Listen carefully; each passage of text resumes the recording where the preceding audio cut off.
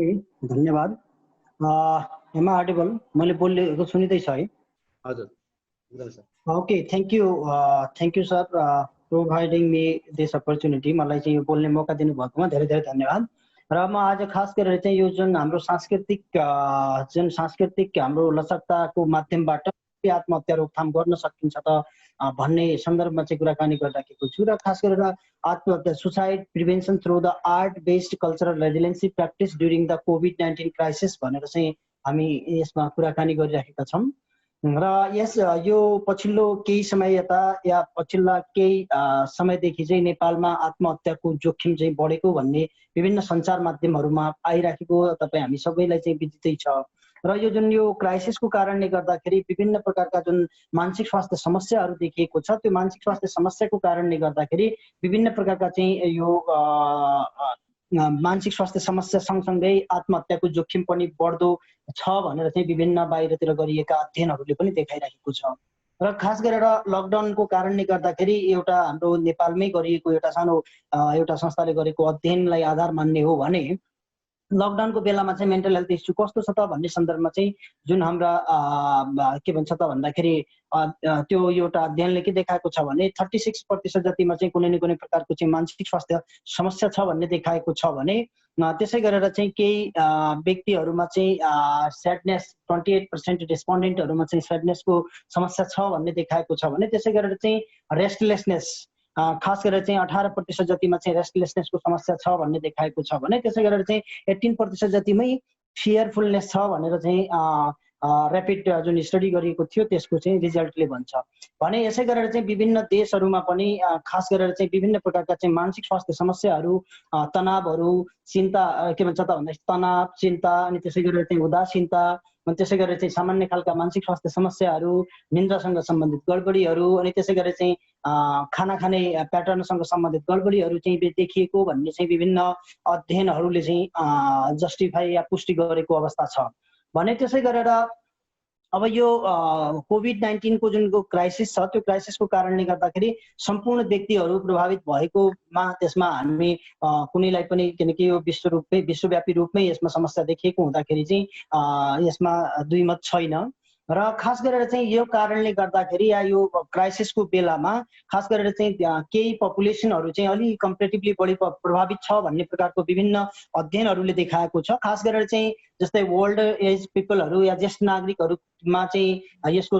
Impact चाहिँ comparatively बढी छ भन्ने प्रकारको देखिएको छ। यसको कारणले गर्दाखेरि देखिने तनावपूर्ण सिचुएसनहरू चाहिँ बढी रिस्की छ, तनाव बढेको छ भन्ने देखिएको छ भने त्यसै गरेर चाहिँ बालबालिकाहरू र टिनेजका केटाकेटीहरूमा टिनेज र बालबालिकाहरूमा चाहिँ यो समस्या कम्पेरेटिभली अरूभन्दा बढी प्रभावित हुने पपुलेसनभित्र राखिएको छ। किनकि अब यसको डाइरेक्ट कनेक्टिभिटी के पनि हो त भन्दाखेरि बालबालिकाहरू र टिनेज यानि कि विद्यालय या कलेजहरूमा जाने विद्यार्थीहरू या त्यो उमेर समूहका व्यक्तिहरूमा चाहिँ कुनै न कुनै प्रकारको चाहिँ किनकि विद्यालयहरू बन्द छ उहाँहरूले चाहिँ त्यो नियमित गर्ने क्रियाकलापहरू गर्न पाएको छैन अनि फिजिकल एक्टिभिटीहरूको लागि चाहिँ उनीहरूले खेल मैदानहरू या त्यसमा जान नपाएको हुँदाखेरि घरभित्रै बस्नुपर्ने या आफ्नो सर्टेन कम्पाउन्डभित्र या सर्टेन फेरिमा चाहिँ बस्नुपर्ने भएको कारणले गर्दाखेरि यो समस्या उनीहरूमा चाहिँ देखिनु स्वाभाविक नै हो। भने त्यसै गरेर चाहिँ यसको कारणले गर्दाखेरि चाहिँ धेरै जसो अध्ययनहरूले चाहिँ के देखाइरहेछ त भन्दाखेरि फ्रन्टलाइनमा काम गर्ने रिस्पोन्डेन्टहरू या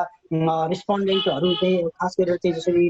हेल्थ प्रोफेसनलहरू अनि त्यसै गरेर चाहिँ डक्टर्सहरू भयो, त्यसै गरेर चाहिँ अदर हेल्थ केयर प्रोभाइडरहरू भयो, त्यसै गरेर चाहिँ फर्स्ट रेस्पोन्डेन्टको रूपमा जसरी हाम्रो सुरक्षाकर्मी साथीहरू भयो र हाम्रो भलिन्टियरली काम गर्ने व्यक्तिहरू या सङ्घ संस्थाका व्यक्तिहरूमा पनि यो समस्या देखिन्छ भनौँ न बढ्ने सम्भावना हुन्छ भन्ने प्रकारको चाहिँ देखाइएको छ। भने त्यसै गरेर चाहिँ अब यो अलरेडी मानसिक स्वास्थ्य समस्याबाट प्रभावित भएका व्यक्तिहरूमा चाहिँ यसको रिस्क चाहिँ कम्पेरेटिभली बढी छ भन्ने प्रकारको चाहिँ देखाइएको अवस्था छ। भनौँ न यो पपुलेसनहरू चाहिँ यिनीहरू चाहिँ बढी प्रभावित हुन सक्छ भन्ने भनिएको छ। भने अब यो सुसाइडको जुन इस्यु छ नट ओन्ली हाम्रो देशमा यो कोभिड-19 को कारणले गर्दाखेरि चाहिँ सुसाइडको रिस्क चाहिँ सबैतिर भएको छ र त्यसमा चाहिँ धेरै सम्भ्रान्त भनौँ न व्यक्तिहरूदेखि लिएर चाहिँ सम्पूर्णले चाहिँ धेरै जसो डिफ्रेन्ट पपुलेसनका व्यक्तिहरूले चाहिँ आत्महत्या गरेको भन्ने प्रकारको चाहिँ न्युजहरू चाहिँ पत्र पत्रिकाहरूमा या अनलाइन मिडिया पोर्टलहरूमा चाहिँ हामीले न्युज पोर्टलहरूमा सजिलै तरिकाले चाहिँ हामीले भेट्न सक्छौँ। जस्तै केही रिप्रेजेन्टेटिभ केसहरू या जुन त्यो पपुलर उसमा आएका केसहरूको बारेमा चाहिँ म सिम्पली यो केही हाइपर लिङ्कहरू मैले तपाईँलाई सेयर गरेको छु। खास गरेर यिनीहरूको बारेमा धेरै भनेन। खास गरेर यो जर्मनीमा चाहिँ फाइनेन्स मिनिस्टरले चाहिँ आत्महत्या गर्यो भन्ने प्रकारको चाहिँ न्युज आएको थियो भने, त्यसै गरेर सिङ्गापुरमा आत्महत्या गर्यो, क्वालालम्पुरमा भन्ने प्रकारले चाहिँ आएको थियो। हस्पिटलमा पेसेन्टले चाहिँ आत्महत्या गर्यो भन्ने आएको थियो। अलिक पहिले 2-3 मार्चतिरको कुरा न्युज हो भने। त्यसै गरेर चाहिँ हेल्थ प्रोफेसनलहरू चाहिँ जुन चाहिँ बढी प्रभावित हुने सम्भावना छ भन्ने जुन भनिएको छ, त्यसमा चाहिँ खास गरेर चाहिँ हाम्रो के त भन्दाखेरि, जसरी तपाईँको केही चर्चित आत्महत्याको घटनाहरू जुन यो कोभिड-19 को बेलामा डक्टरहरूले गर्नुभएको छ, जसरी न्युयोर्कमा चाहिँ डक्टरले गरेको आत्महत्या, अनि त्यसै गरेर चाहिँ इटलीमा चाहिँ हाम्रो नर्सले गरेको आत्महत्या, अनि त्यसै गरेर चाहिँ हाम्रो पाकिस्तानमा चाहिँ नर्सले गरेको आत्महत्या, त्यसै गरेर चाहिँ रावलपिण्डीमा गरिएको आत्महत्या भने, त्यसै गरेर चाहिँ जसरी इन्डियामा, बङ्गलादेशमा, इभन नेपालमा पनि आत्महत्या के भन्छ त भन्दाखेरि हेल्थ प्रोफेसनलहरू चाहिँ आत्महत्या गरेको भन्ने विभिन्न सञ्चार माध्यमहरूमा चाहिँ न्युजहरू चाहिँ आएको अवस्था छ भने, केही प्रारम्भिक रिपोर्टहरूले पनि त्यो कुराहरूलाई चाहिँ जस्टिफाई गरिराखेको अवस्था छ भने। त्यसै गरेर चाहिँ फ्रन्टलाइनमा काम गर्ने व्यक्तिहरूमा पनि आत्महत्याको जोखिम बढेको छ भन्ने जुन देखाइएको छ, त्यो खास गरेर त्यही अगेन अमेरिकामा चाहिँ एउटा सेक्युरिटी पर्सनलले चाहिँ आत्महत्या गरेको भन्ने प्रकारको चाहिँ त्यो न्युज अलि पहिले देखिएको थियो, त्यो अप्रिल 25 को आसपासमा भने। त्यसै गरेर चाहिँ साउथ एसियामा चाहिँ सुसाइडको डेथ कोभिड-19 सित रिलेटेड भएर चाहिँ अलमोस्ट सबै देशमा, जसरी श्रीलङ्का बाहेक, श्रीलङ्कामा चाहिँ त्यस्तो धेरै केसहरू देखिएको अवस्था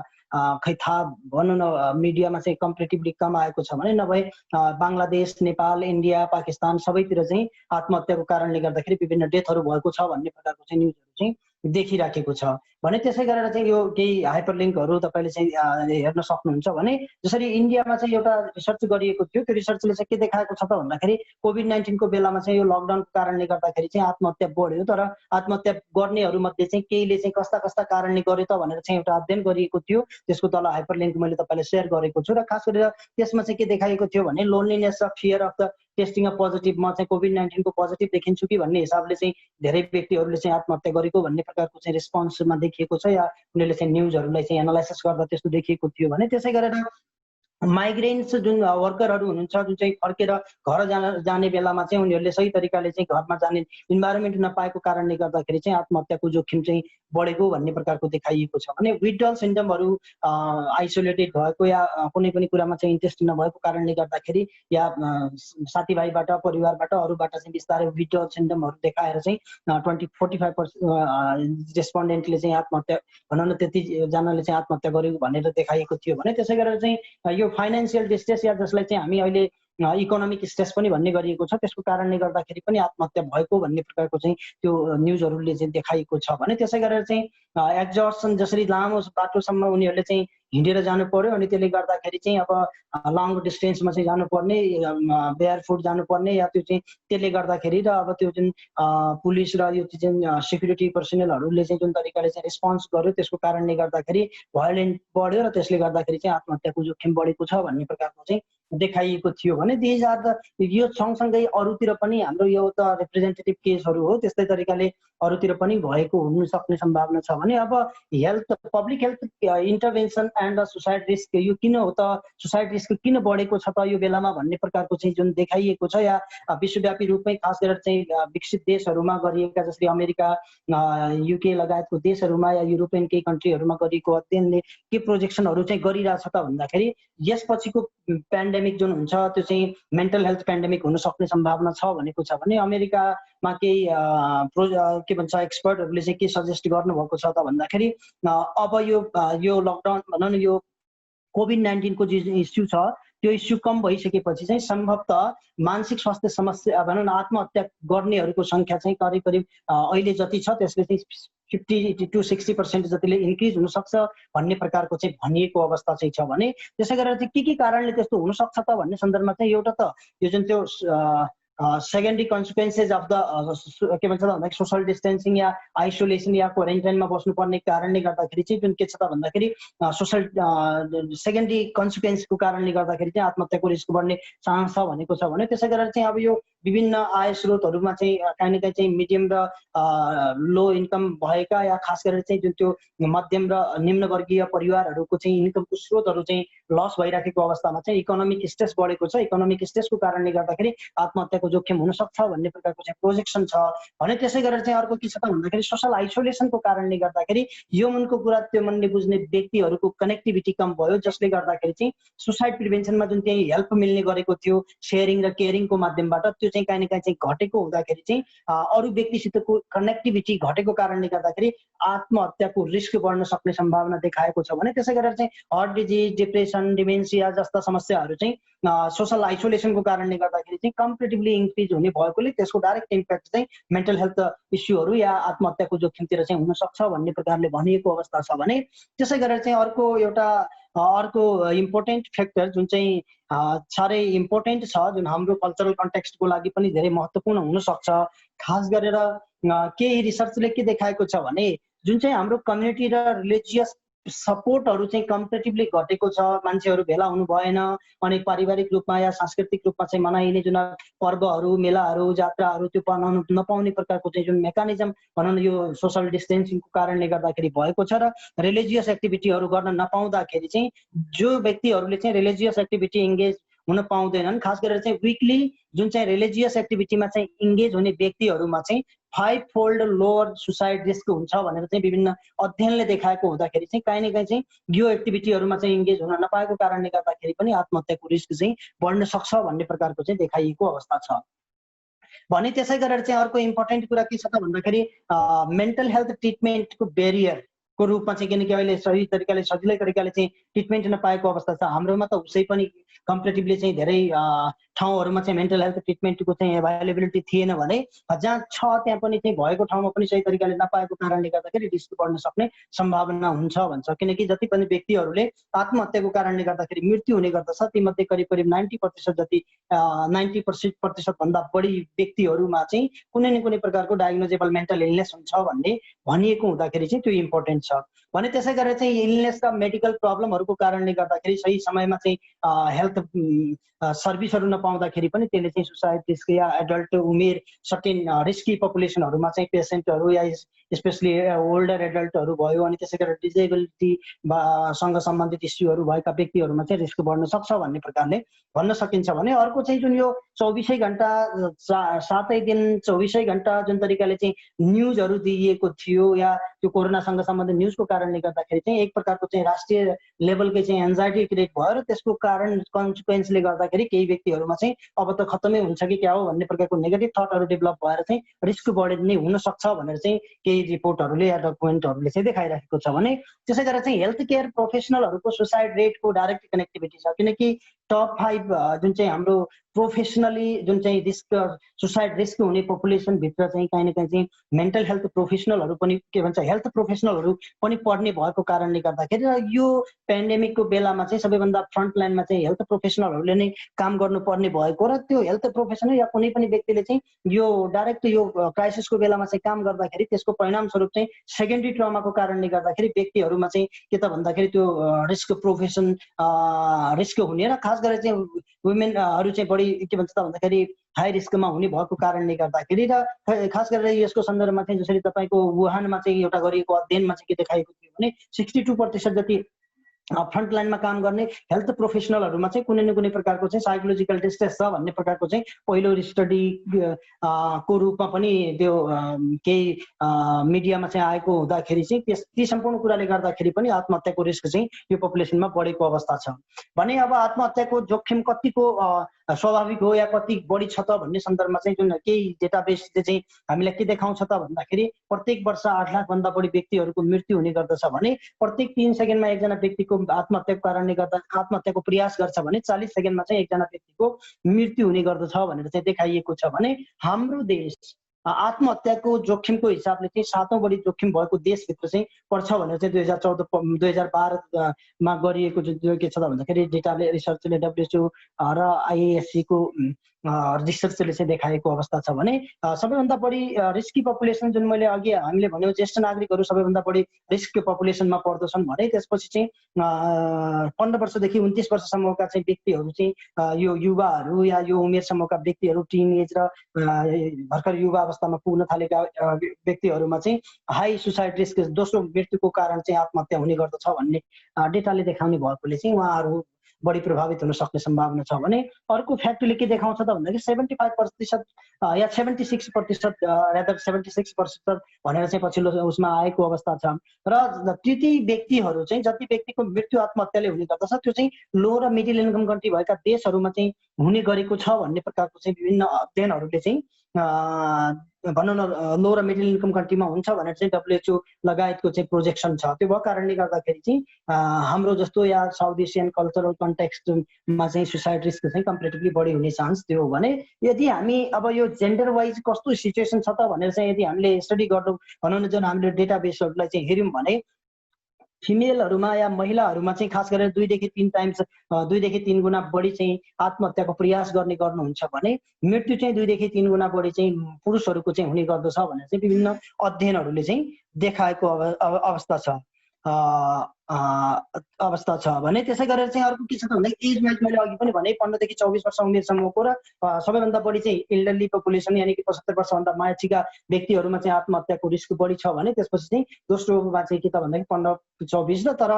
पछिल्लो समयमा चाहिँ जुन नेपालमा जुन आत्महत्या भएको छ त्यसको चाहिँ डेटाबेसहरूलाई चाहिँ हामीले आधार मान्ने हो भने त्यो 14-15 वर्षदेखि चाहिँ करिब चाहिँ 30-35 वर्षभन्दा बढीको रेन्जमा चाहिँ बढी आत्महत्या भएको छ भन्ने प्रकारको केही समाचार माध्यमहरूमा चाहिँ देखिराखेको अवस्था छ भने त्यसै गरेर अर्को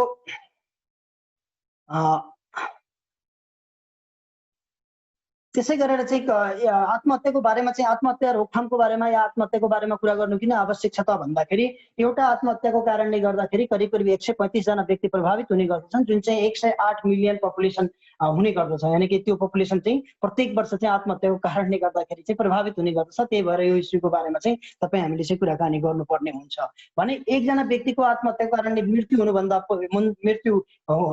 हुनुभन्दा पहिले करिब चाहिँ 25 इन्डिभिजुअलले चाहिँ आत्महत्याको अटेम्प्ट गर्दछ त्यसपछि एकजना व्यक्तिको मृत्यु हुन्छ भनेर चाहिँ डेटाको एनालाइसिसले चाहिँ देखाउँछ भने त्यसै गरेर अब के कारणले गर्दाखेरि हुन्छ भन्ने सन्दर्भमा चाहिँ कुराकानी गर्नु पर्यो भने यहाँ चाहिँ केही रिस्क फ्याक्टरहरूको कुरा गरेको छ। रिस्क फ्याक्टरमा चाहिँ तपाईँको के छ त भन्दाखेरि एउटा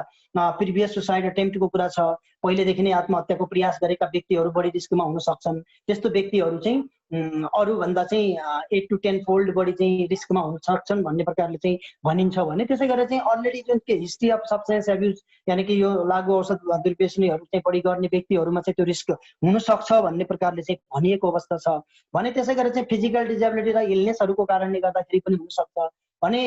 कुनै व्यक्तिले नजिकको साथीभाइ परिवारका सदस्यहरू आत्महत्याको कारणले गुमाएको छ भने त्यस्ता व्यक्तिहरूमा चाहिँ आत्महत्याको रिस्क चाहिँ नर्मल पपुलेसन भन्दा बढी हुन सक्छ यानि कि त्यो चाहिँ रिस्क फ्याक्टर भित्र रहन सक्छ भन्छ भने त्यसै गरेर चाहिँ विद्यालय लेभलमा यो जुन अहिले पछिल्लो समयमा बालबालिकाहरू या टिनेजका केटाकेटीहरूमा चाहिँ जुन आत्महत्याको रिस्क बढिरहेको छ त्यहाँ चाहिँ बुलिङ बिहेभियर एक्सपोज जति चाहिँ बुलिङ बिहेभियरको एक्सपोजरहरू उनीहरू बालबालिकाले पाउने गर्दछ त्यसको परिणामस्वरूप चाहिँ आत्महत्याको जोखिम चाहिँ बढ्ने गरेको छ भन्ने रिस्क फ्याक्टर हुन सक्छ भनेको छ भने mental health condition that is another important component. खास गरेर चाहिँ मैले अघि पनि भने जति पनि व्यक्तिहरूमा चाहिँ आत्महत्याको कारणले मृत्यु हुने गर्दछ तीमध्ये करिब चाहिँ 90% जतिमा चाहिँ कुनै न कुनै प्रकारको डायग्नोजेबल मेन्टल इलनेस थियो भन्ने प्रकारले देखाउँछ। त्यो भएको कारणले गर्दाखेरि हाम्रो जस्तो सोसाइटीमा चाहिँ मानसिक स्वास्थ्य प्रतिको चाहिँ साक्षरता नहुनु र मेन्टल हेल्थ प्रतिको जुन स्टिग्माको कारणले गर्दाखेरि हाम्रो जस्तो सोसाइटीमा चाहिँ आत्महत्याको रिस्क चाहिँ बढेको हुन सक्छ भनेर चाहिँ प्रोजेक्सन चाहिँ गर्न मिल्ने हुन सक्छ भने त्यसै गरेर चाहिँ recent death of a family member या क्लोज फ्रेन्डको मृत्युको कारणले गर्दाखेरि पनि आत्महत्याको रिस्क बढ्न सक्ने हुन सक्छ भने अनि सजिलै तरिकाले चाहिँ हार्मफुल मिन्सहरू भनेको साधनहरू इजिली पाउँदाखेरि पनि रिस्क बढ्न सक्ने सम्भावना हुन सक्छ भनेर चाहिँ भनिएको छ भने अर्को इम्पोर्टेन्ट कम्पोनेन्ट के छ त भन्दाखेरि रिलेसनसिप प्रब्लमको कारणले गर्दाखेरि पनि आत्महत्याको रिस्क चाहिँ बढ्न सक्छ भन्छ। भने त्यसै गरेर अब यो प्रोटेक्टिङ फ्याक्टरहरू छन्, खास गरेर चाहिँ आत्महत्याको रिस्कलाई चाहिँ घटाउने केही फ्याक्टरहरू छन्। ती फ्याक्टरहरू चाहिँ कुरा गर्नु पर्यो भने त्यसमा चाहिँ प्यारेन्टल कनेक्टेडनेस, आमा बुवाले चाहिँ बालबालिकाहरूसित कतिको चाहिँ कनेक्टेडनेस फिल गर्ने गरी इन्भाइरोमेन्ट क्रिएट गरेको छ, द्याट इज इम्पोर्टेन्ट। यानि कि parenting practice is a important component भनेर चाहिँ हामी भन्न सक्छौँ। त्यो चाहिँ त्यसै गरेर चाहिँ नन प्यारेन्टल एडल्टहरूसितको कनेक्टिभिटी कति छ, अरू व्यक्तिसितको यो मनको कुरा त्यो मनले बुझ्ने नेटवर्कसित कतिको कनेक्टेड छ इन्डिभिजुअल, त्यसले पनि भर पर्छ। भनेको स्कुलमा चाहिँ मेन्टल वेलनेससँग सम्बन्धित स्कुल सेफ्टीका प्रोग्रामहरू चाहिँ school safety in terms of mental वेलबिङको हिसाबले चाहिँ कतिको चाहिँ सेफ छ त भन्ने कुराको ले पनि महत्त्वपूर्ण इम्पोर्टेन्ट रोल प्ले गर्दछ। भने त्यसै गरेर चाहिँ केयरिङ एन्ड सेयरिङ फ्रेन्डहरू कतिको नजदिक छन्, कति धेरै छन् भन्ने कुराले पनि आत्महत्याको जोखिम कम हुने चान्स हुन्छ। भने त्यसै गरेर ओभरअल रेजिलेन्सी भनेको चाहिँ बाउन्स ब्याक क्यापासिटी पनि भन्छौँ हामी। या खास गरेर चाहिँ कुनै पनि समस्या आइसकेपछि समस्याबाट सामना गर्नको लागि चाहिँ हामीसित पहिलेको अवस्थामा फर्किन सक्ने चाहिँ सिप कतिको छ, यानि कि व्यक्तिमा चाहिँ आफ्नो क्षमतामा चाहिँ कतिको विश्वास छ, अनि कतिको चाहिँ ऊ चाहिँ उसित स्किलफुल छ, अनि उसमा चाहिँ लाइफ स्किलसँग सम्बन्धित स्किलहरू कतिको छन्। त्यसले गर्दा के हुन्छ त भन्दाखेरि उसको ओभरअल रेजिलेन्सी चाहिँ डिटर्माइन गर्ने गर्दछ। जति ओभरअल रेजिलेन्सी चाहिँ स्ट्रङ हुने गर्दछ, आत्महत्याको रिस्क चाहिँ त्यतिकै घट्ने गर्दछ। भने नेबरहुड सेफ्टी भनेको चाहिँ टोल छिमेकमा चाहिँ कतिको एक दोस्रोलाई चाहिँ सहयोगी इन्भाइरोमेन्ट छ, त्यसले पनि कहिले कहिले चाहिँ के हुन्छ त भन्दाखेरि यसको लागि घटाउन सहयोग मिल्न सक्छ भन्छ। भने त्यसै गरेर चाहिँ अर्को के छ त भन्दाखेरि सजिलै तरिकाले चाहिँ यो access of health, mental health service या हेल्थ सर्भिसको बारेमा अवेरनेस र एसेस कतिको छ त, जुन चाहिँ हाम्रो जस्तो देशमा चाहिँ कहीँ न कहीँ यो कहीँ न कहीँ ग्यापिङ छ कि जस्तो लाग्छ। र यो कुराले पनि कहीँ न कहीँ हाम्रो के इम्पोर्टेन्ट रोल प्ले गर्छ त भन्दाखेरि यसले हाम्रो बालबालिकाहरूको व्यक्तित्व विकासमा चाहिँ के भन्छ कुनै पनि इन्डिभिजुअलको चाहिँ सुसाइडल रिस्कलाई चाहिँ घटाउन चाहिँ सहयोग गर्छ। भने अर्को चाहिँ एकाडेमिक एचिभमेन्टले पनि बालबालिकाहरू या इन्डिभिजुअलमा चाहिँ रिस्कलाई चाहिँ कम गर्न सक्छ भन्ने प्रकारले चाहिँ भनिन्छ। भने अब म चाहिँ तपाईँहरूसित केही खास गरेर चाहिँ कहिले कहिले हामीलाई के लाग्छ भने आत्महत्या गर्ने व्यक्तिहरूले चाहिँ अचानक गर्ने हो भन्ने जस्तो लाग्छ, तर होइन। त्यस्तो व्यक्तिहरू करिब करिब चाहिँ जति पनि व्यक्तिहरूको मृत्यु आत्महत्याले हुने गर्दछ तीमध्ये चाहिँ करिब करिब चाहिँ 80 to 90% जतिले चाहिँ कुनै न कुनै हामीलाई चाहिँ इन्डिकेसन चाहिँ दिएको हुन्छ भन्छ क्या। र डाइरेक्ट भर्बल वार्निङ साइनहरू के भन्छन् त भन्ने सन्दर्भमा चाहिँ केही सेन्टेन्सहरू छ, तपाईँ हामी देख्न सक्छौँ, स्क्रिनमा पनि देखिराख्नु भएको छ होला। खास गरेर चाहिँ I am going to kill myself, म चाहिँ अब आफैलाई चाहिँ खत्तम गरिदिउँ कि जस्तो मन लाग्छ भन्ने प्रकारले भन्ने प्रकारका स्टेटमेन्टहरू भन्छन्। I am thinking about a suicide, मर्न पाए हुन्थ्यो जस्तो विचारहरू आइरहेछ भन्ने तरिकाले भन्छन्। अनि त्यस्तो भन्दा चाहिँ कहिले कहिले हाम्रो सोसाइटीमा हामी मजाकमा पनि कहिले के भनिदिन्छौँ, यति मान्छे मरे तिमीले मर्दा के फरक पर्छ र भन्ने मजाकमा भन्ने गर्छौँ। तर कुनै पनि व्यक्तिले चाहिँ मृत्युसँग सम्बन्धित कुरा गर्छ भने टेक इट सिरियसली होइन। I am going to end it all भनेको चाहिँ यो सम्पूर्ण अहिले झन्झट छ नि दिन दुनियाँदारीबाट चाहिँ म छुटकारा पाउन चाहन्छु भन्ने तरिकाले भन्न थाल्छन्। भने म चाहिँ I wish I were dead, नबाँच्न पाएको भए या मरेको भए हुन्थ्यो पहिलेदेखि नै भन्ने प्रकारको स्टेटमेन्टहरू भन्छन्। भने त्यसै गरेर यदि मैले यस्तो पाएन भने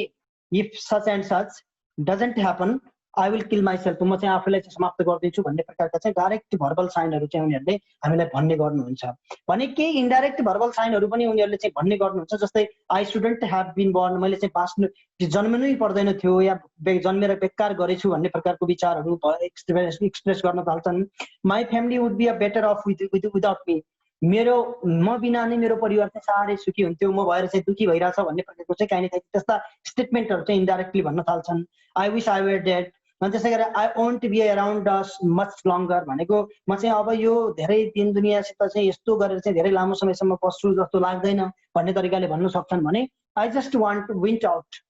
भनेको यो यस्तो परिस्थितिबाट म बाहिर आउन चाहन्छु भन्ने प्रकारको चाहिँ भन्ने स्टेटमेन्टहरू भन्यो भने चाहिँ त्यो इन्डाइरेक्ट भर्बल साइनहरू हो भनेर चाहिँ बुझ्नु पर्यो। भने त्यसै गरेर ओभरअल उनीहरूले चाहिँ देखाउने साइन सिम्टम्सलाई चाहिँ हामी कसरी भन्न सक्छौँ, यहाँ चाहिँ केही राखिएको छ। खास गरेर नेगेटिभ भ्यू टुवर्ड सेल्फ, आफूप्रति नेगेटिभ धारणा हुन्छ, म केही कामै नलाग्ने, खत्तम रहेछु, धरतीको लागि बोझो टाइपका चाहिँ स्टेटमेन्टहरू भन्न थाल्छन्। भने बाँच्ने कुनै आधारै देख्दैन, भनेको नो होप फर फ्युचर, क्या फ्युचरप्रतिको चाहिँ कुनै पनि होप छैन जस्तो उनीहरूलाई लाग्न थाल्छ। अनि त्यसै गरेर चाहिँ आइसोलेटेड फिलिङ भनेको चाहिँ isolation of the feeling alone, म चाहिँ एक्लो फिल गर्ने, सबैको बिचमा हुँदा पनि मलाई कसैले वास्ता गरेन, केयरै गर्दैन भन्ने प्रकारको चाहिँ थटहरू आउन सक्छ। भने एग्रेसन र एग्रेसिभनेस र इरिटेबिलिटी बढ्न थाल्छ। अनि त्यस्ता साधनहरू चाहिँ लिथल मिनहरू चाहिँ खोज्न थाल्छन्, यानि कि आफूलाई नोक्सान हुने खालका साधनहरू कसरी चाहिँ अरूले चाहिँ आत्महत्या गरिरहेछ त भनेर त्यस्ता कुराहरू चाहिँ खोज्न थाल्छन् भने त्यसै गरेर चाहिँ अर्को इम्पोर्टेन्ट कम्पोनेन्ट के छ त भन्दाखेरि feeling like a burden to others, म चाहिँ अरूको लागि बोझ हो भन्ने प्रकारको चाहिँ फिल गर्छन्। ड्रामेटिक मुडमा चाहिँ चेन्ज हुने गर्छ, मुड र व्यवहारमा चाहिँ ड्रामेटिक चेन्ज हुने गर्दछ। अनि त्यसै गरेर चाहिँ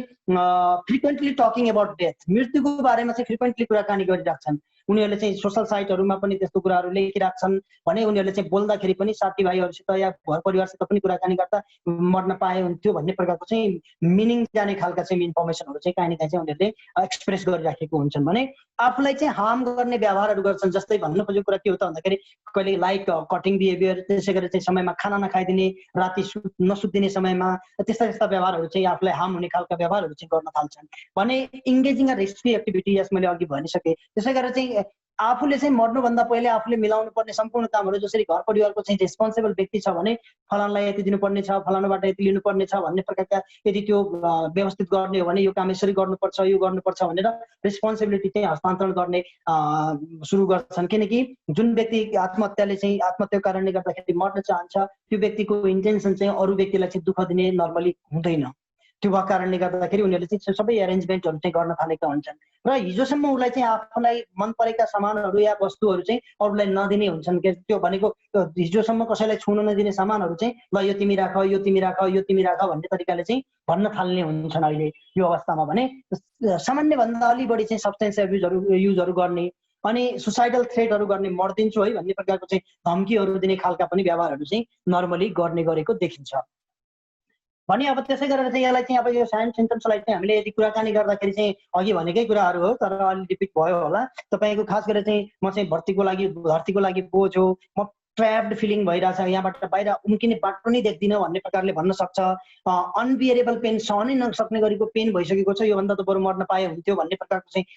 कुराकानी गर्दा त्यस्तो भन्न थाल्छन्। भने बाँच्नुको कुनै औचित्य नै छैन भन्ने प्रकारले भन्न थाल्छन्। भने आफूलाई चाहिँ मारिदिन्छु भन्ने प्रकारका चाहिँ कुराकानीहरू चाहिँ उनीहरूले भर्बल उसमा चाहिँ या कुराकानी गर्दा चाहिँ त्यस्तो भन्ने गर्छन्। भने त्यसै गरेर चाहिँ व्यवहारमा पनि केही सिम्पटम्सहरू देखाउँछन्। मैले अघि भनेका कुराहरूलाई चाहिँ हामीले इनकी अल्कोहल ड्रग लिने टेन्डेन्सी बढ्छ। अनि त्यसै गरेर चाहिँ आफूलाई मार्ने कसरी भनौँ न अरू व्यक्तिले चाहिँ आत्महत्या कसरी गरेको थियो त भन्ने कुराको बारेमा चाहिँ सबैभन्दा बेस्ट वे के हुनसक्छ भनेर चाहिँ इन्फर्मेसनहरू कलेक्ट गर्ने गर्छन्। त्यही भएर चाहिँ जुन यो सेन्सेबल मिडिया रिपोर्टिङ भएन भने आत्महत्याको रिस्क बढ्छ भन्ने प्रकारको जुन भनिएको छ त्यो चाहिँ किनकि केही 40-50वटा रिसर्चहरूले के देखाएको छ त भन्दाखेरि 50%ले चाहिँ त्यो आत्महत्याको रिस्क चाहिँ बढ्न सक्छ भन्ने प्रकारको सही रिपोर्टिङ भएन भने आत्महत्याको रिस्क बढ्न सक्ने चान्स हुन्छ। जुन चाहिँ अलरेडी त्यो थटहरू आइराखेको व्यक्तिलाई चाहिँ त्यो इन्भाइरोमेन्ट मिल्छ भन्छ। त्यो भएको कारणले गर्दाखेरि उनीहरूले त्यस्ता भन्न सक्छन्। त्यसै गरेर एक्टिङ रेकलेस एक्टिभिटीहरू गर्न थाल्छन् अनि कुनै पनि क्रियाकलापमा चाहिँ इन्भल्भ हुनुबाट बिस्तारै आइसोलेटेड हुन थाल्छ। भने साथीभाइ, परिवार र फ्रेन्डहरूसित चाहिँ आइसोलेटेड हुन थाल्छन्। भने त्यसै गरेर चाहिँ सबैलाई चाहिँ गुड बाई भन्न थाल्छन्, भनेको अचानक भेटघाटहरू बढाउन थाल्छन्। अनि त्यसै गरेर चाहिँ आफ्नो चाहिँ मैले अघि भनिसकेको थिएँ आफूलाई चाहिँ मन परेको सामानहरूलाई बाँड्दै हिँड्छन् भने एग्रेसनहरू देखाउने गर्दछन्। भने त्यसै गरेर त्यसले उनीहरूकोमा चाहिँ मुडमा पनि केही सिम्पटम्सहरू देखिने गर्दछ। खास गरेर चाहिँ पिपल विथ उनीहरूले चाहिँ depression, loss of interest, rage, irritability, humiliation र एन्जाइटी जस्ता सिम्पटम्सहरू पनि के हुन्छ त भन्दा मुडमा चाहिँ त्यस्तो चेन्जहरू चाहिँ आउने गर्दछ। भने त्यसै गरेर चाहिँ अब कसबाट सहयोग गर्न सक्छ, कसले चाहिँ सहयोग गर्न सक्छ त त्यस्तो व्यक्तिलाई भन्ने सन्दर्भमा चाहिँ जोसुकैले पनि सहयोग गर्न सक्छ। किनकि तपाईँ हामी जति पनि व्यक्ति छौँ नि, प्रत्येक व्यक्ति, त्यो प्रत्येक समाजका प्रत्येक व्यक्ति चाहिँ के हो त भन्दाखेरि हेल्पलाइनको रूपमा काम गर्न सक्छौँ भन्छ क्या। प्यारेन्ट्स भयो, गार्जियन भयो, फ्यामिली मेम्बर भयो, सोसाइटी मेम्बर भयो, स्कुल साइकोलोजिस्टहरू भयो, सोसल वर्करहरू भयो, काउन्सिलरहरू भयो, टिचर्सहरू भयो, नर्सहरू भयो, फिजिसियनहरू भयो, अनि त्यसपछि धामी झाँक्रीहरू या जुन चाहिँ हाम्रो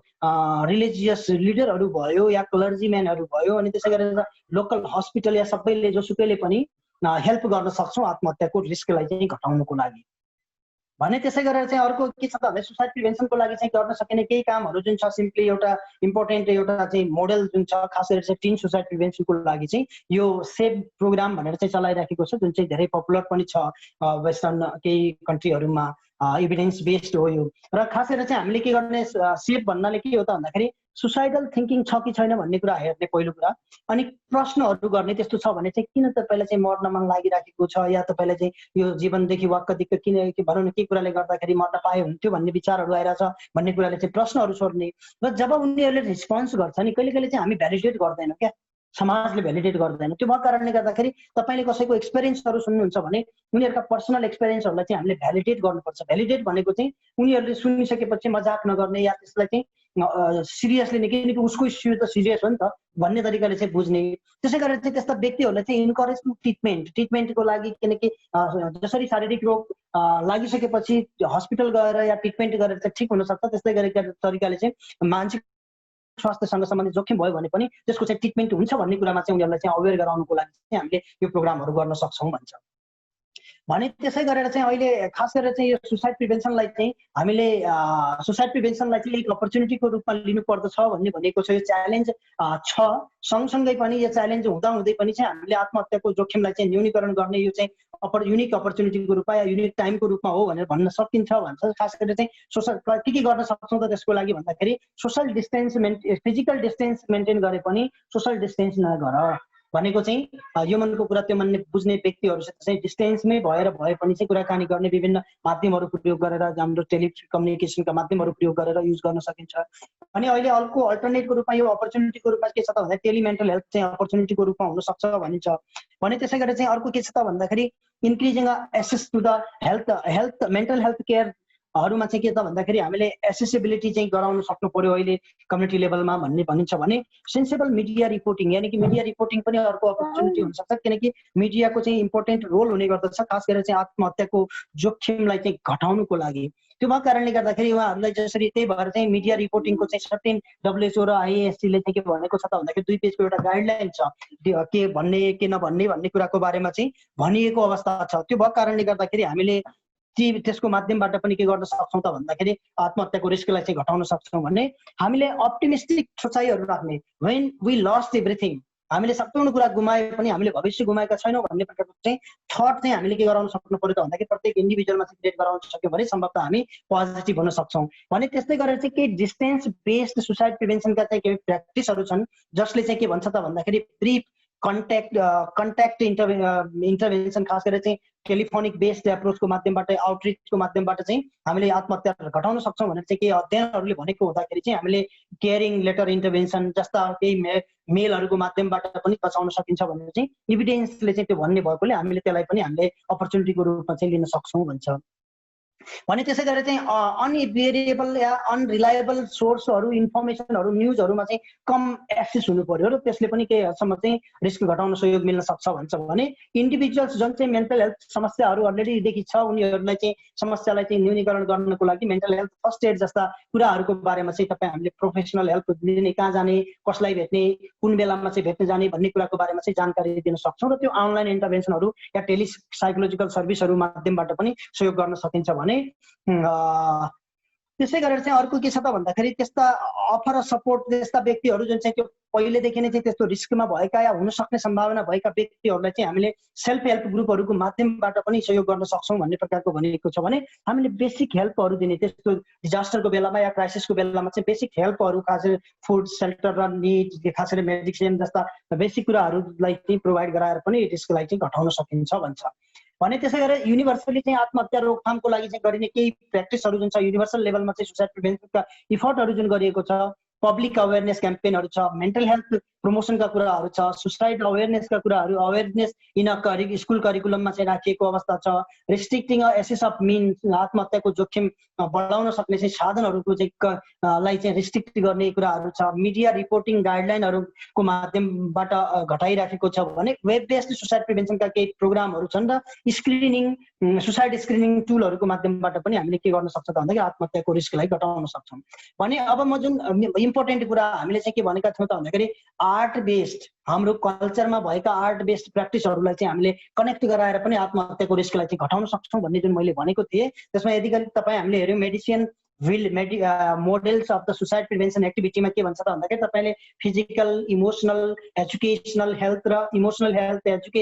education regarding mental health literacy, अनि त्यसै गरी चाहिँ कल्चरल एन्ड स्पिरिचुअल कम्पोनेन्टमा चाहिँ हामीले यो चारवटै कम्पोनेन्टलाई चाहिँ ब्यालेन्स गरेर के गर्न सक्छौँ त भन्दाखेरि आत्महत्याको रिस्कलाई चाहिँ घटाउन सक्छौँ भन्छ। खास गरेर हाम्रो कल्चरल कन्टेक्स्टमा भएको चाहिँ यो जुन कल्चरल स्पिरिचुअल जुन चाहिँ मोडेलको माध्यमबाट, यानि खास गरी कल्चरल स्पिरिचुअल जुन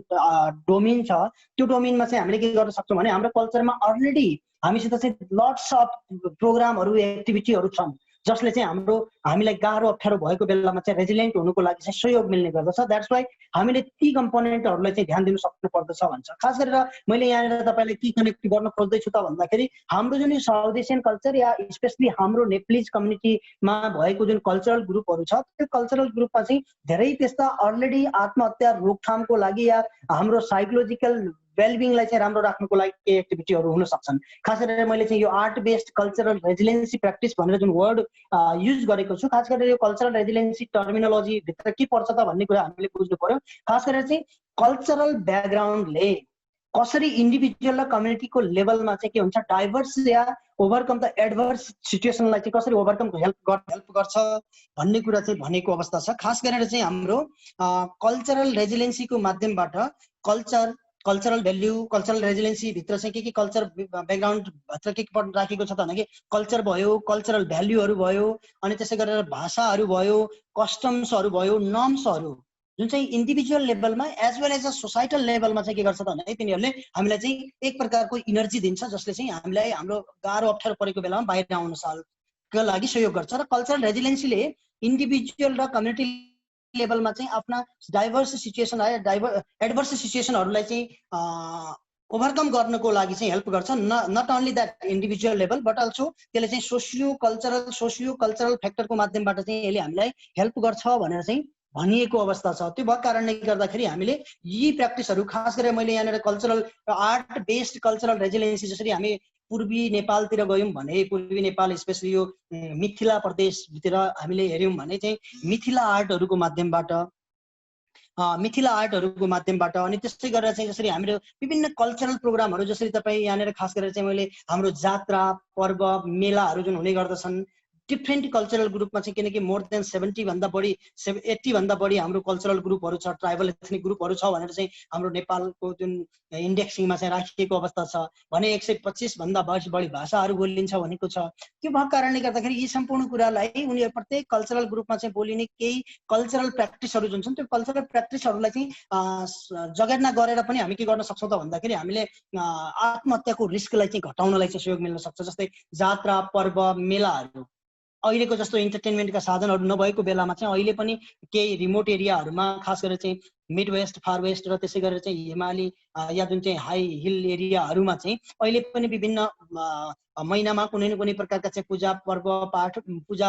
आजाहरू गर्ने बेलामा चाहिँ आफ्नो धर्म रीति संस्कृति अनुसार चाहिँ गरिने गर्दछ। र त्यो गर्दाखेरि चाहिँ किनकि जसरी अब म चाहिँ जुन कल्चरल ब्याकग्राउन्डबाट बिलङ गर्छु, मलाई अहिले पनि याद छ जसरी हामी सानो हुँदाखेरि चाहिँ हाम्रोमा चाहिँ जात्राहरू हुने गर्दथ्यो र त्यो जात्रा आउनु जसरी हाम्रो सुदूरपश्चिममा चाहिँ गौरा पर्व छ, गौरा पर्व जसरी भदौमा हुने गर्दछ भने हामी चाहिँ असाढदेखि नै या किनकि गौरा पर्वमा चाहिँ पहिले हाम्रो के थियो त भन्दाखेरि अलमोस्ट अब त्यो कल्चरल हिसाबले पनि त्यति बेला चाहिँ वर्षमा चाहिँ एउटा दुईटा भनौँ न नयाँ लुगाहरू चाहिँ लगाउने प्रकारको जुन कल्चर थियो या भेटघाट गर्ने थियो। हामी पहिलेदेखि नै के हुन्छ ओके त्यहाँ जान पाइन्छ, रमाइलो गर्न पाइन्छ भनेर चाहिँ हामी सानोदेखि नै चाहिँ हामी त्यसरी चाहिँ हामी आफू ह्याप्पी हुन्थ्यौँ भने व्यक्तिहरू पनि जसरी आफ्नो इष्टमित्रहरूलाई चाहिँ भेट्नको लागि पनि हामीले पर्वहरू मेलाहरूलाई चाहिँ कुर्नु पर्ने हुन्थ्यो, त्यहाँ सबैको भेटघाट हुन्थ्यो, केयरिङ सेयरिङ हुने गर्दथ्यो। त्यो भएको कारणले गर्दाखेरि त्यस्ता पर्व जात्रा मेलाहरूलाई चाहिँ हामीले अहिले पनि चाहिँ हामीले प्रमोट गर्न सक्यौँ र त्यसको माध्यमबाट चाहिँ हामी आत्महत्याको रिस्कलाई चाहिँ कुनै न कुनै हदसम्म चाहिँ घटाउन सक्छौँ भने त्यसै गरेर फक म्युजिकहरू देउडा रोदी लोकदोहोरी टी सङ्गहरू यानि खास गरेर जसरी अब यो जुन जति पनि हाम्रा कल्चरल ग्रुपहरूमा चाहिँ प्रयोग गरिने चाहिँ डान्सका फर्महरू छन्, म्युजिकका फर्महरू छन्, जसरी डान्स थेरापी भन्छ, क्रिएटिभ मुभमेन्ट थेरापी भनेर भन्छ बाहिरतिर, आर्ट थेरापी भन्छ, म्युजिक थेरापी भन्छ। अनि त्यो आर्ट त्यो सम्पूर्णको चाहिँ के हो त भन्दाखेरि फ्युजन काहीँ न काहीँ चाहिँ हाम्रो यो कल्चरल ग्रुपहरूमा अलरेडी भएको हुँदाखेरि चाहिँ why not we will start those त्यो कल्चरली एक्सेप्टेड जुन त्यस्ता प्रकारका के छन् त भन्दाखेरि हाम्रा पर्वहरू जात्राहरू मेलाहरू या जुन त्यस्ता प्रकारका चाहिँ म्युजिकल या त्यस्ता प्रकारका जुन चाहिँ हामीले पर्वहरू मनाउने गर्दछौँ ती सम्पूर्ण कुराहरूलाई चाहिँ एउटा सर्टेन फर्ममा युज गरेर चाहिँ हामीले आत्महत्या रोकथामको लागि चाहिँ तिनीहरूलाई कनेक्ट गर्न सकिन्छ होला भन्ने प्रकारको चाहिँ एजम्पसनहरू चाहिँ हामी सजिलै गर्न सक्छौँ। इभन दो अहिलेसम्म चाहिँ यस्तो स्टडीहरू भएको अवस्था छैन र छिट्टै हामी चाहिँ एउटा देउडामा चाहिँ देउडाले चाहिँ यदि कल्चरल रेजिलेन्सीको हिसाबले चाहिँ जुन देउडा सुदूरपश्चिम र मध्यपश्चिममा चाहिँ प्रयोग गर्ने गरिन्छ त्यसमा चाहिँ हामी छिट्टै एउटा चाहिँ इभिडेन्स जनरेट गर्ने गरेको चाहिँ हामीले प्रोग्रामहरूमा चाहिँ अहिले काम गरिराखेका छौँ। सम्भवतः अबको 3-4 वर्षभित्रमा चाहिँ हामी इभिडेन्स जनरेट गर्ने गरेर चाहिँ प्रोभाइड गर्न सक्छौँ होला। त्यसै गरेर चाहिँ म्युजिक डान्स र आर्टको चाहिँ फ्युजन खोजेर चाहिँ हामीले हाम्रो कल्चरमा भएका त्यस्ता स्ट्रेन्थहरूलाई चाहिँ प्रयोग गरेर चाहिँ why not we will start त्यस्ता प्रोग्रामहरू स्टार्ट गरेर चाहिँ हामीले आत्महत्या रोकथामको कुराहरूलाई चाहिँ घटाउन सकिन्छ भन्ने तरिकाले चाहिँ प्रयोग गर्न सकिन्छ भन्ने चाहिँ एजम्पसन हो अहिलेलाई भने। त्यसै गरेर चाहिँ आत्महत्या रोकथामको लागि चाहिँ WHO ले केही चाहिँ कुराहरू ध्यान दियौँ भन्ने चाहिँ हामी सजिलै तरिकाले चाहिँ इफेक्टिभ प्रिभेन्सन मेजर्सहरूको रूपमा चाहिँ रेस्ट्रिक्टिङ मिन्सहरू साधनहरूलाई चाहिँ कन्ट्रोल गर्ने, रिस्पोन्सिबल मिडिया रिपोर्टिङ गर्न सक्नुपर्दछ, अल्कोहलको पोलिसी हुनुपर्दछ भनेको छ। अनि त्यसै गरेर चाहिँ स्कुल बेस्ड इन्टरभेन्सनहरू स्कुलमा चाहिँ मेन्टल वेलनेस जस्ता प्रोग्रामहरू चाहिँ बेलैमा हामीले चाहिँ इन्ट्रोड्युस गर्न सक्नु पर्यो। इफेक्टिभ अर्ली आइडेन्टिफिकेसन र ट्रिटमेन्टमा चाहिँ हामीले ध्यान दिन सक्नु पर्यो। त्यसै गरेर चाहिँ हेल्थ प्रोफेसनलहरूलाई चाहिँ यस्तो बेलामा चाहिँ कसरी सहयोग गर्न सकिन्छ त भनेर चाहिँ सर्टेन ट्रेनिङ मोड्युलहरू जस्तै द स्कुल अफ साइकोलोजी नेपालले 2015 देखि चाहिँ हामीले एउटा सुसाइड प्रिभेन्सन गेटकिपर्स ट्रेनिङको मोडलमै आधार भएर चाहिँ हाम्रो कल्चरल कन्टेक्स्टमा चाहिँ फिट हुने गरी चाहिँ हामीले सुसाइड प्रिभेन्सन फेसिलिटेसन ट्रेनिङ भनेर चाहिँ 2 दिनको चाहिँ एउटा सामान्य कम्युनिटी लेभलमा चाहिँ सुसाइड प्रिभेन्सन गर्नु पर्यो भने कसरी चाहिँ हामीले एसेस गर्न सक्छौँ त भन्ने सन्दर्भमा चाहिँ एउटा 2 दिनको मोडल बनाएका छौँ जुन चाहिँ हामीले फ्रिक्वेन्टली गरिराखेका छौँ र त्यो धेरै इफेक्टिभ छ। त्यसको पनि हामीले अहिले इभ्यालुएसनको प्रोसेसमा छौँ। त्यो भएको कारणले गर्दाखेरि त्यस्ता सर्ट टर्म ट्रेनिङहरू या mental health first aid, psychological first aid, त्यसै गरेर चाहिँ विभिन्न प्रकारको चाहिँ कल्चरली एक्सेप्टेड हुने प्रकारका जसरी हामीले अहिले चाहिँ एउटा क्याम्पेन सुरु गरेका छौँ, खास गरेर चाहिँ कचहरी mental health literacy campaign for suicide prevention भनेर चाहिँ हामीले त्यो मोडललाई चाहिँ हाम्रो, किनकि कचहरी त हाम्रो पहिलेदेखि नै कल्चरली सबैले मान्ने गरेको छ। हामी चिया गफ गर्दाखेरि चाहिँ बस्ने गर्दछौँ। इन्फर्मल टकको माध्यमबाट हामी सजिलै तरिकाले चाहिँ आत्महत्याको रिस्कलाई, त्यसको बारेमा मेन्टल हेल्थको बारेमा चाहिँ हामीले मेन्टल हेल्थ लिटरेसी क्रिएट गराउन सक्यौँ भने आत्महत्याको रिस्कलाई चाहिँ घटाउन सक्छौँ भन्ने भन्न सकिन्छ भने। त्यसै गरेर अब यो हामीले खास गरेर चाहिँ मेन्टल हेल्थ को या आत्महत्याको रिस्क नेपालमा अहिले पछिल्लो समयमा बढेको हो कि होइन भन्ने सन्दर्भमा यो स्लाइडको बारेमा बोल्नुभन्दा पहिले म चाहिँ अलिक कनेक्ट गराइहाल्छु। जसरी जुन तरिकाले चाहिँ के भने प्रत्येक पछिल्लो 5 वर्षको तथ्याङ्कलाई नेपालमा हेर्ने हो भने करिब चाहिँ 29,000 जति मान्छेहरूले चाहिँ आत्महत्या गरेको तथ्याङ्क छ गृह मन्त्रालयसित भएको तथ्याङ्कलाई आधार मान्ने हो भने। भनेपछि करिब पछिल्लो त्यो 5 वर्षमा चाहिँ 25% को हाराहारीमा चाहिँ इन्क्रिज भएको छ भन्छ भने पछिल्लो 10 वर्षमा 50,000 भन्दा बढी व्यक्तिको चाहिँ आत्महत्याको कारणले मृत्यु भएको छ भने प्रत्येक वर्ष चाहिँ 500 देखि भनौँ 300 देखि 500 को हाराहारीमा चाहिँ प्रत्येक वर्ष संख्यात्मक रूपमा चाहिँ वृद्धि भइराखेको तथ्याङ्कले देखाउँछ। भनौँ न त्यो हाम्रो रिपोर्टिङ, इभन दो रिपोर्टिङ चाहिँ त्यति व्यवस्थित नभए पनि चाहिँ जुन चाहिँ हाम्रो डेटाबेस छ त्यो डेटाबेसले चाहिँ त्यसरी भन्छ भने। अब योभन्दा पहिले गत वर्षको जसरी तपाईँले 5,754 जना 46 जना व्यक्तिको मृत्यु भएको थियो आत्महत्याको कारणले भने 5,746 जना व्यक्तिको मृत्यु भएको थियो र त्यसलाई चाहिँ यदि हामीले इक्विभ्यालेन्ट टु प्रत्येक वर्ष कति प्रत्येक दिन कति भयो त भनेर हेर्ने हो भने 15.63 कति भएको थियो भने अहिले यो वर्ष हो यो लकडाउन हुनुभन्दा पहिले अलिक कम थियो र लकडाउनको सुरु भइसकेपछि यो 3 महिना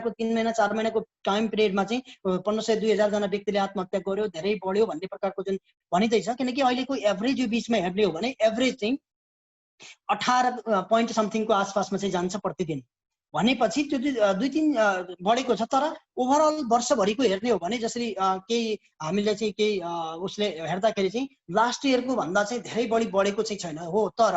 अहिले चाहिँ यो बिचमा चाहिँ संख्यात्मक रूपमा चाहिँ आत्महत्याको रिस्क चाहिँ भनेको केही हदसम्म चाहिँ घटेको हुन सक्छ। तर यो चाहिँ अब यस लकडाउन खुलिसकेपछि र हाम्रो चाहिँ यो नर्मल लाइफमा जब फर्किन्छौँ त्यसपछिको 5-7 महिनापछि चाहिँ यो हत्तै बढ्न सक्ने सम्भावना छ। किनकि मैले अघि पनि रेफरेन्स लिएको थिएँ कि अमेरिका जस्तो देशमा पनि आत्महत्याको रिस्क चाहिँ 50 देखि 60% चाहिँ इन्क्रिज हुन सक्छ भन्ने प्रकारको चाहिँ प्रोजेक्सनहरू गरिरहेछ। त्यो भएको कारणले गर्दाखेरि हाम्रोमा त झन् के छ त भन्दाखेरि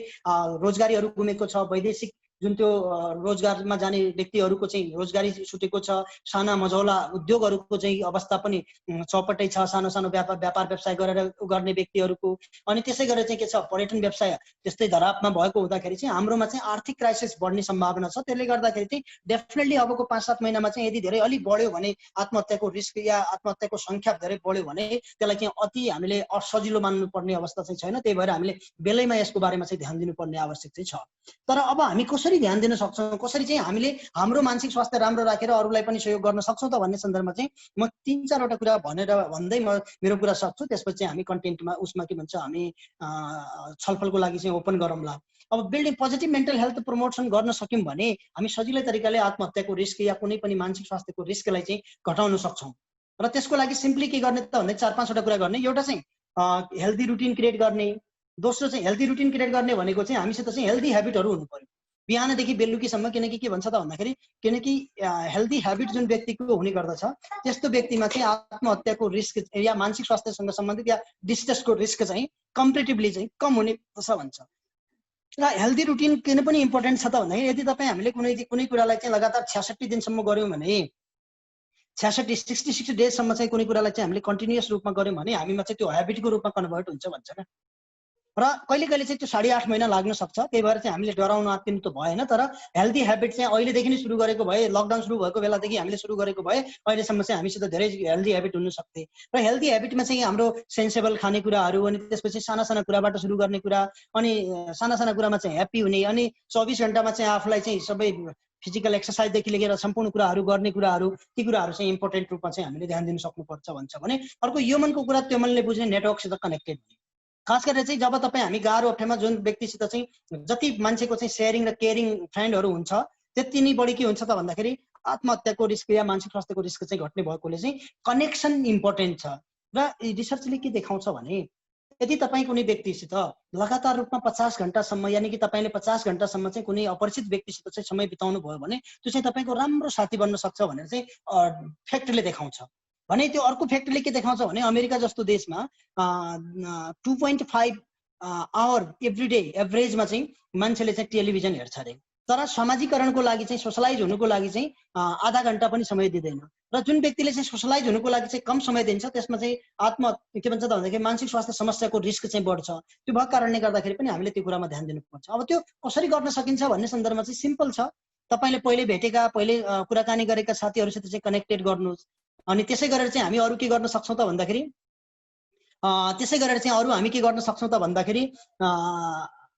कहिले कहिले चाहिँ हामीले इभेन्टहरू अर्गनाइज गर्ने, अनि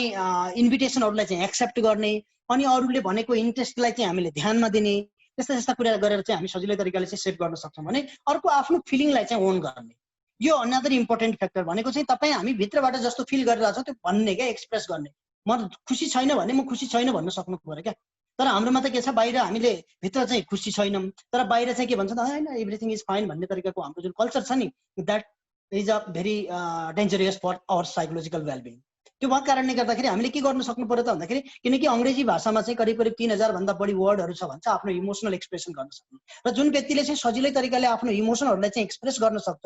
त्यो व्यक्तिसित चाहिँ के हुन्छ त भन्दाखेरि डिस्ट्रेसको लेभल कम हुन्छ भन्छ क्या। र डिस्ट्रेसको लेभल कम भयो भने तपाईँ हाम्रो चाहिँ मेन्टल वेलबिङ आफै राम्रो भयो। डाइभर्स सिचुएसनमा पनि एडभर्स सिचुएसनमा पनि हामी सजिलै तरिकाले ओभरकम गर्न सक्ने भयौँ। अब त्यो कसरी गर्न सकिन्छ भन्दाखेरि simply what you feel accept that, अनि talk with your friends or talk it your friends or other people जस्तो चाहिँ तपाईँलाई चित्त बुझ्छ कुराकानी गर्नुहोस्, अनि आफ्नो फिलिङलाई चाहिँ एक्सेप्ट गर्नुहोस् क्या, गर्नु पर्यो। अनि हाम्रो फिलिङलाई चाहिँ कस्तो फिल गरिरहेछौँ भन्ने कुरालाई चाहिँ रियलाइज गर्ने, अनि त्यसै गरेर जर्नल लेख्ने भन्छ क्या। भनेको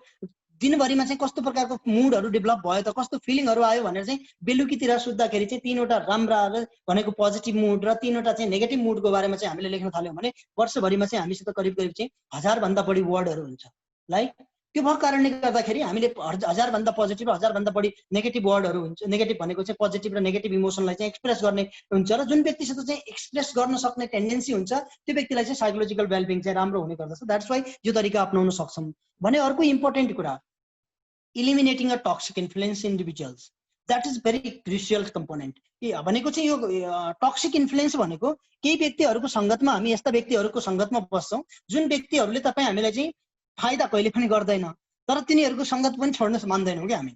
खास गरेर सिम्पली कसरी बुझ्दा हुन्छ भने टक्सिक इन्फ्लुएन्स भनेको कस्तो हो भने यो धेरै कमन कम्पोनेन्ट छ क्या। अमेरिकामा एउटा अध्ययन गरिएको थियो, अमेरिकामा गरेको एउटा अध्ययनले के भन्छ त भन्दाखेरि 80% जति अमेरिकनहरूले इमोसनल एब्युज फिल गर्छन् रे आफ्नो लाइफ टाइममा। भने त्यसै गरेर टक्सिक फ्रेन्ड यति धेरै कमन छन् कि 84% महिला र 75% पुरुषले चाहिँ आफ्नो जीवनको कालखण्डमा चाहिँ त्यस्ता टक्सिक फ्रेन्डको चाहिँ सङ्गत गरेको हुन्छ भन्छ क्या। That's why we are not alone. अब कसरी थाहा पाउने त त्यस्ता व्यक्तिहरू हुन् भन्ने कुरोको सन्दर्भमा सिम्पली 3-4 केही क्यारेक्टरिस्टिक्स हुन्छ toxic individual. They are always म्यानिपुलेटिङ,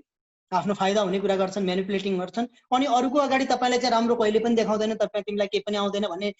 feel अब तपाईँलाई लो फिल गराउने प्रकारको हुन्छन्। आफूलाई फाइदा हुने आफू सेल्फ सेन्टर्ड बढी हुन्छन् र उनीहरूले भनेअनुसार तपाईँले काम गर्नु भएन भने उनीहरूले चाहिँ तपाईँलाई चाहिँ जति बेला पनि स्कल्ड गर्ने या तपाईँको बारेमा चाहिँ नेगेटिभ भनिदिने या तपाईँलाई चाहिँ फिल ब्याड हुने गरी चाहिँ रिस्पोन्स गरिदिने हुन्छन् र तपाईँको व्यवहारलाई कन्ट्रोल गर्ने प्रकारका हुन्छन् भने जजमेन्टल हुने गर्दछन्। र यदि त्यस्ता व्यक्तिहरूको सङ्गतमा तपाईँ हुनुहुन्छ भने अहिलेदेखि नै केही सुरु गर्दा हुन्छ त भन्दाखेरि identify those toxic individuals and there is a lot of techniques and tricks you will overcome those individuals. र तिनीहरूबाट बिस्तार बिस्तारै चाहिँ डिस्टेन्स मेन्टेन गर्ने, that is another important factor for being a positive mental health. भनेको तपाईँको राम्रो mental health राम्रो राख्नको लागि अनदर इम्पोर्टेन्ट फ्याक्टर चाहिँ के छ त भन्दाखेरि सपोर्ट अदर्स। अरू व्यक्तिलाई यो मनको कुरा त्यो मनले बुझ्ने व्यक्तिहरू को कनेक्टिभिटीमा त हामी अलरेडीदेखि नै छँदैछौँ भने त्यसै गरेर चाहिँ हामीले अरू व्यक्तिलाई चाहिँ जति सहयोग गऱ्यौँ नि त्यसको रिटर्नमा चाहिँ हामीलाई के हुन्छ त भन्दाखेरि साइकोलोजिकल वेलबिङ हेल्दी हुने गर्दछ। एउटा रिसर्च अगेन अध्ययन गरिएको थियो, आई थिङ्क अमेरिकन साइकोलोजिकल एसोसिएसनले गरेको अध्ययन हो र त्यो अध्ययनमा चाहिँ के भनिएको थियो त भन्दाखेरि भलिन्टियर गर्ने व्यक्ति जीवनमा बढी सुखी हुन्छ कि भलिन्टियर नगर्ने व्यक्ति जीवनमा बढी सुखी हुन्छ, र भलिन्टियर गर्ने व्यक्ति चाहिँ जीवनमा बढी पैसा कमाउँछ कि नगर्ने व्यक्ति बढी कमाउँछ भन्ने सन्दर्भमा चाहिँ रिसर्चले चाहिँ के देखाएको थियो त भन्दाखेरि रिपोर्टले के देखाएको छ भने भलिन्टियर गर्ने व्यक्ति नगर्ने भन्दा 34%ले चाहिँ हायर बढी चाहिँ के भयो त भन्दाखेरि ह्याप्पी भएको भन्ने प्रकारको चाहिँ देखाएको थियो। भने त्यसै गरेर चाहिँ in terms of income as well 1.4% चाहिँ इन्कम चाहिँ नगर्ने भन्दा चाहिँ बढी के भन्छ त भने भलिन्टियर नगर्ने भन्दा चाहिँ भलिन्टियर गर्ने व्यक्तिले चाहिँ बढी अर्निङ गर्यो भन्छ। That's why that is a important component again कि हामीले चाहिँ आफूसित भएको कुरा चाहिँ दिनु पर्यो। र अब हामीले सपोर्ट भन्ने बित्तिकै तपाईँ हाम्रो सोसाइटीमा या हामी कल्चरमा चाहिँ के बुझ्छौँ त भन्दाखेरि पैसा दियो भने सपोर्ट, अरू केही पनि सपोर्ट होइन भन्ने प्रकारको बुझाइ छ। नो, पैसा दिनु मात्रै सपोर्ट होइन क्या। वाट यु ह्याभ, तपाईँसित जे छ त्यो उसको माध्यमबाट सहयोग गर्ने हो र सिम्पली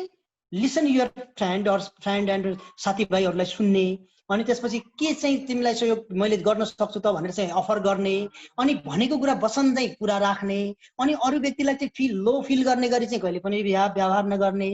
अनि अरू व्यक्तिलाई पनि हामी यस्तो गर्दैछौँ है गर्ने भएपछि ल आउनुहोस् भन्ने तरिकाले चाहिँ हामीले भन्नुपर्ने हुन्छ।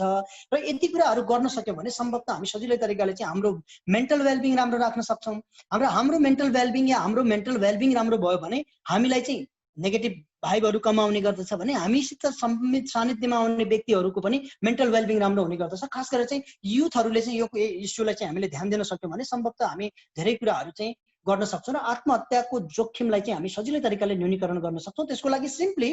कनेक्ट, कम्युनिकेट, केयर, यो मनको कुरा त्यो मनले बुझ्ने व्यक्तिसित चाहिँ कनेक्ट गराइदिने, उनीहरूसित कुराकानी गरिदिने र उनीहरूको चाहिँ के भन्छ त भन्दाखेरि अर्को तिमी एक्लो छैनौ भन्ने प्रकारको चाहिँ व्यवहारहरू गर्ने। जस्तै अस्ट्रेलियामा चाहिँ आर यु ओके भन्ने क्याम्पेनले पनि आत्महत्या घटाउन चाहिँ सहयोग गरेको छ भन्ने प्रकारले चाहिँ देखिएको हुँदाखेरि चाहिँ यी कुराहरू हामीले चाहिँ ध्यान दिएर चाहिँ ध्यान दिनुपर्ने हुन्छ र त्यो भएको कारणले सजिलै तरिकाले हामीले आत्महत्या रोकथाम गर्न सक्छौँ